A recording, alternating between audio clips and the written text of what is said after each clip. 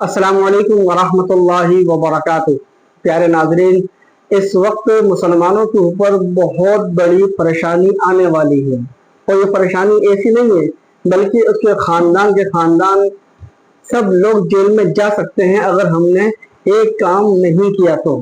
इस वक्त social media पर जनाब असदुद्दीन ओवैसी साहब की ये बयान बहुत ज़्यादा वायरल है और इसके वायरल होने की वजह यही है, वो बता रहे हैं कि मुसलमानों को क्या करना चाहिए इस हालात में। खाली मुसलमान ही नहीं बल्कि जो आदिवासी हैं या दलित हैं, तमाम लोग ये बयान जरूर सुने, कहीं ऐसा ना हो जाए कि आटे के साथ घुन भी पिस जाएं। इसलिए ये बयान सबको सुनना लाजमी और जरूरी है। चलिए पहले जनाब असदुद्दीन ओवैसी साहब का ये बयान सुनते हैं, इसके बाद आगे इंशाल्लाह बात करेंगे।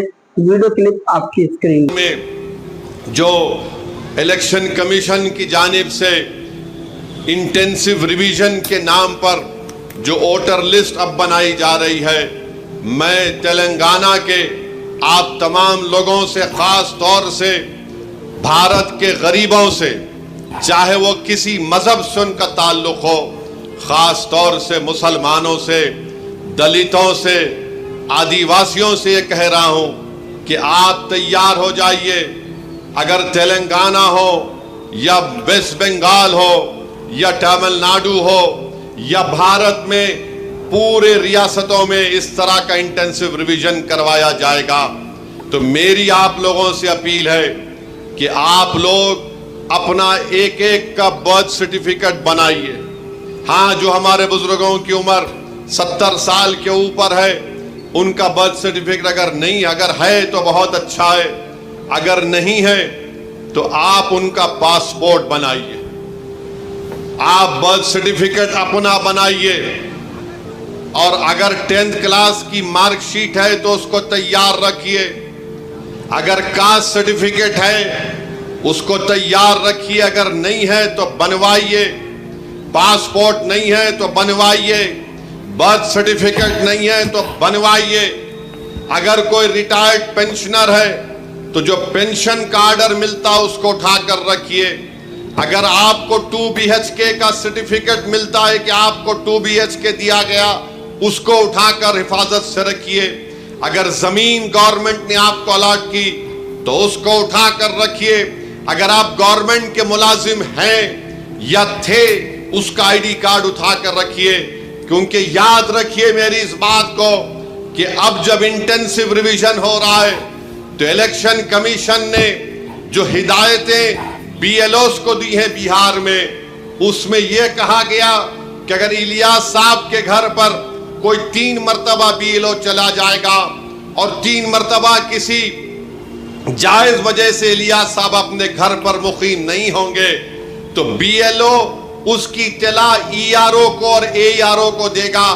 और ये AERO और ERO को इख्तियार हासिल है कि वो 1955 के सिटीजनशिप एक्ट के तहत उन तमाम ओहदेदारों को इत्तला देना कि इलियास साहब शायद भारत के नागरिक नहीं है, तो ये सिटीजनशिप का मसला पैदा हो जाएगा। तेलंगाना में भी इंटेंसिव रिवीजन होगा, बल्कि पूरे मुल्क में होगा।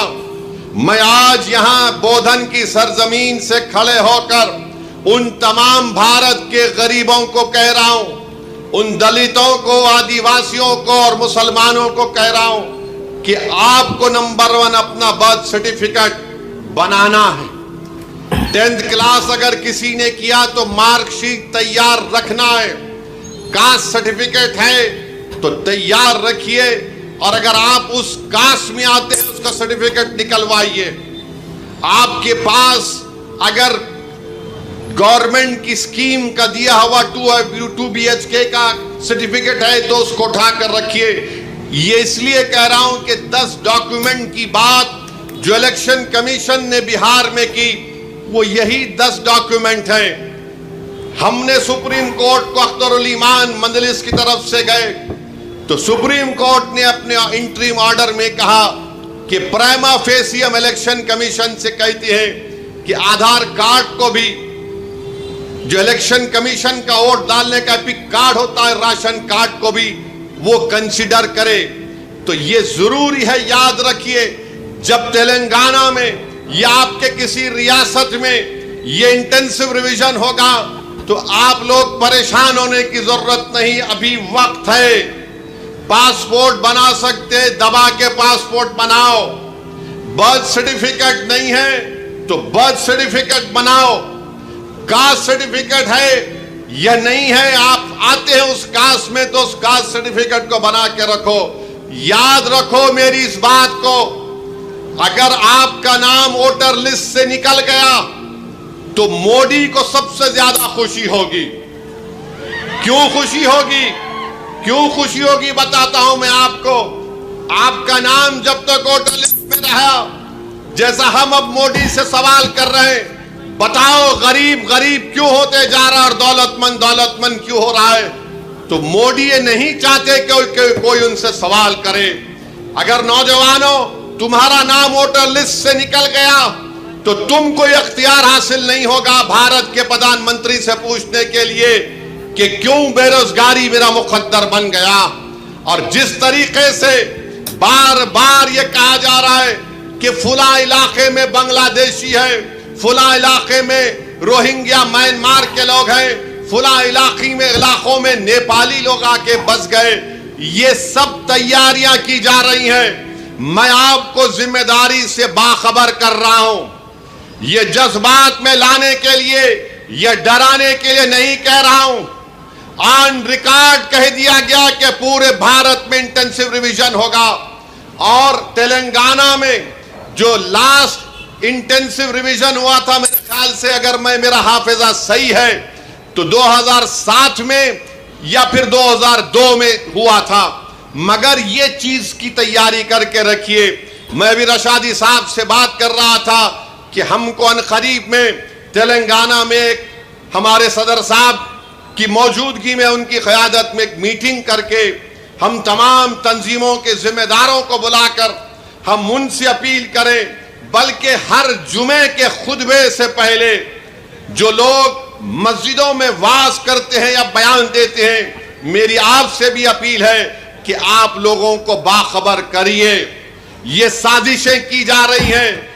कल तुम्हारा नाम वोटर लिस्ट से निकल गया तो वोट डालना तो दूर की बात, कोई आकर तुमसे कहेगा कि अपनी शहरियत साबित करो। फॉरेनर्स ट्रिब्यूनल को भिजा दिया जाएगा, उसका भी एक प्रोसीजर है।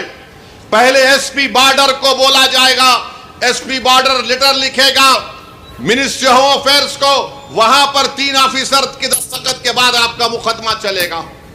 यानी आप अपने रोजगार से महरूम। सबसे ज्यादा बड़ी चीज यह है कि आप अपनी इज्जत से महरूम हो जाएंगे। लोग आपको उंगली उठाकर बोलेंगे अरे इसका नाम वोटर लिस्ट से निकल गया, ये भारत का शहरी नहीं है। इसीलिए आप याद रखो, अभी से मैंने जो बात कही उस पर अमल करने की कोशिश करिए। मेरे दुश्मन बहुत हैं, मुझसे इख्तलाफ करने वालों की भी तादाद बहुत ज्यादा है, क्योंकि भारत के अगर कोई लैला है तो उसका नाम असदुद्दीन ओवैसी है। मुझसे बहुत चाहने वाले हैं, मगर उसकी परवाह मत करो। मैं तुमको बाखबर कर रहा हूं, मैं आपको बाखबर कर रहा हूं। वो तूफान आने से पहले हमको तैयारी कर लेना चाहिए। साजिश करने वाले की साजिश में उसको नाकाम करने के लिए हमको आज से तैयारी करना पड़ेगा। तो देखा आप लोगों ने, जैसे कि आपको मालूम है बिहार के अंदर अभी इलेक्शन होने वाले हैं और वहां पर एक ऐसी जांच होने वाली है जो सबको एकदम परेशान करके रख देगी। अगर आपके डॉक्यूमेंट पूरे नहीं हैं तो हो सकता है कि आपको जेल भी हो जाए, हो सकता है कि कोई बड़ी परेशानी आपके ऊपर आ सकती है। इसलिए अभी बिहार का मामला है, कल जब यूपी के अंदर इलेक्शन होंगे तो वहां पर भी ये जांच होनी है। अगर आपका आधार कार्ड नहीं है, पैन कार्ड नहीं है, इसी तरह वोटर लिस्ट में नाम नहीं है, इसी तरह जाति प्रमाण पत्र है, मूल निवास है, या जो घर में जो एक्सपायर हो गए उनके डेथ सर्टिफिकेट हैं, ये चीजें बहुत जरूरी हैं एक हिंदुस्तानी के लिए। इसलिए अपने इन डॉक्यूमेंट को तैयार करके रखें।